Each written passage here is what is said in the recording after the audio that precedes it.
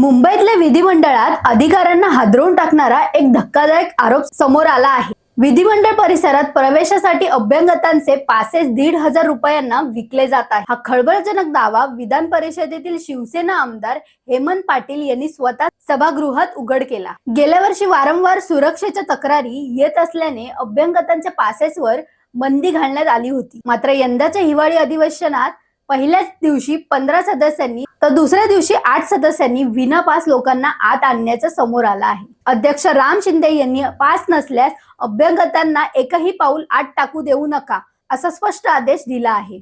पण आज हेमंत पाटील यांनी सांगितलं की पत्र असूनही त्यांचे कार्यकर्ते दिवसभर बाहेर उभे होते कारण त्यांना पासेसच मिळाले नाहीत। पण मात्र बाहेरच 1,500 पासेस विकले जात होते। यावर ते गंभीर इशारा देत म्हणाले, जर पास 1,500ला सहज मिळत असेल तर सुरक्षेला हा मोठा धोका आहे।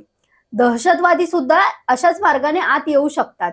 या आरोपानंतर राष्ट्रवादीचे आमदार अमोल मिटकरी देखील आक्रमक झाले असून त्यांनी सांगितलं, यावर्षी मर्यादित पासेस दिले जाणार होते, पण आज परिस्थिती अशी आहे की विधिमंडळात चालन सुद्धा कठीण झाले। मग आता प्रश्न असा पडतो की इतके लोक आत येतात कसे आणि एवढे पास जारी होतातच कसे?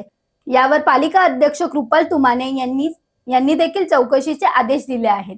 या संपूर्ण प्रकरणाबद्दल तुमचं मत काय आहे हे आम्हाला कमेंट मध्ये नक्की लिहा आणि अशाच नवनवीन अपडेटसाठी फॉलो करा साऊथ मुंबई न्यूज, चेहरा मुंबईचा।